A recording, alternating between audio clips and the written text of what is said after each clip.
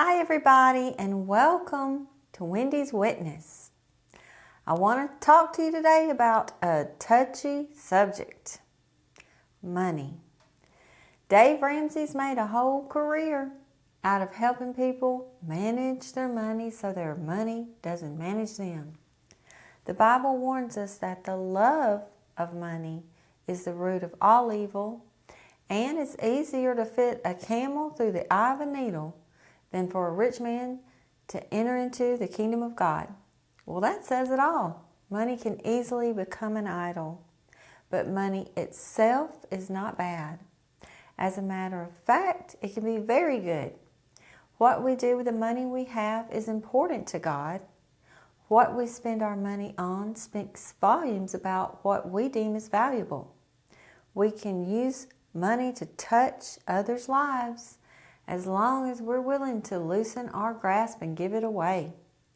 Have you ever thought about, instead of the rich young ruler, it was you that Jesus asked, "Would you sell all your belongings and come follow me?" What would be your response?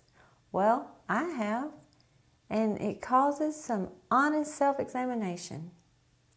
Well, I hope I haven't lost you, and you'll keep watching today as I talk about tithing, why we give.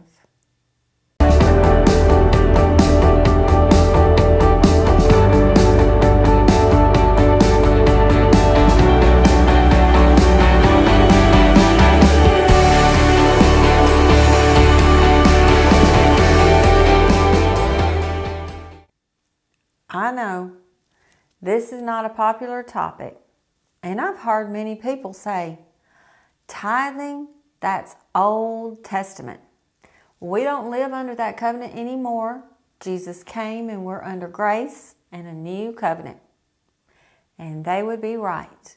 However, let's look in Acts at one of the very first acts of the church after Jesus came, died, rose, and ascended in Acts 2:44 through 45. All the believers were together and had everything in common. Selling their possessions and goods, they gave to anyone as he had need. So, I conclude that after developing a relationship with Jesus, as the disciples did, as told through the Gospels of Matthew, Mark, Luke, and John, we see the very next book of the Bible is called Acts. This tells me that our life for God should include action on our part. The previous two videos of this year were all about the spiritual discipline of fasting and praying.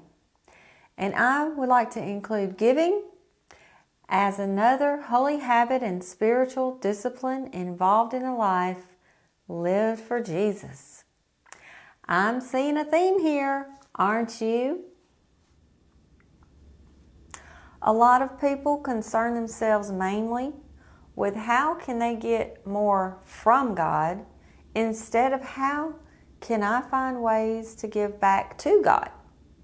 Actually, I think we can all say that's been us at one point in our faith walk. But God has a way of changing our perspective as we grow in Him. We begin to see our focus shift off of ourselves and on to others. This safeguards us from greed. Greed plots and devises a way to get what we want without regard to who gets hurt in the process.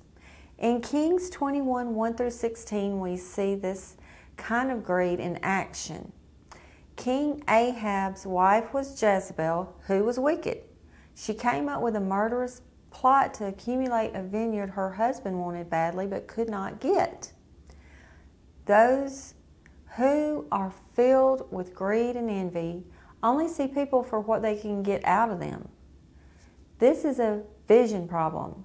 That's why jealousy is called the green-eyed monster. And lest you think giving is something to be done begrudgingly, listen to Jesus' words in Matthew 23:23. Woe to you, teachers of the law and Pharisees, you hypocrites! You give 1/10 of your spices, mint, dill, and cumin, but you've neglected the more important matters of the law, justice, mercy, and faithfulness. You should have practiced the latter without neglecting the former. He not only wants you to give in order to help others, but this action in turn helps yourself, helping you love God more, knowing all you have is a result of what He's given you, teaching you to be faithful and merciful. We're not called to be perfect. We're called to be faithful. Tithing is not all that is required of us, but it is a demonstration of our trust in God to care for us like He said He would. For us, we were a family of 4, 2-income household ever since our kids started school. Ironically, during most of that time, we never tithed. But when I found myself back in a full-on, everything-in relationship with God, He spoke to my heart about beginning to give and tithe. Eventually, when I submitted to God, shortly after, we became a 1-income family. The area of giving did not change. All areas of my life were surrendered to God, including my wallet. This was not easy, and I won't sugarcoat it and say checks were coming in the mail. But God did show us favor, and He provided. We learned to trust Him more than ever before, and He was able to use others to help us so that they in turn were blessed. Another lesson learned: humility, to be able to receive. So I challenge you today to ask God for opportunities to bless others and give you ways to help those less fortunate than yourself. In doing so, you'll store up treasures in heaven instead of here, where moth and rust destroy. Let me leave you with this: live generously. Well, thanks for watching. I'll see you next week. And remember, we are all witnesses.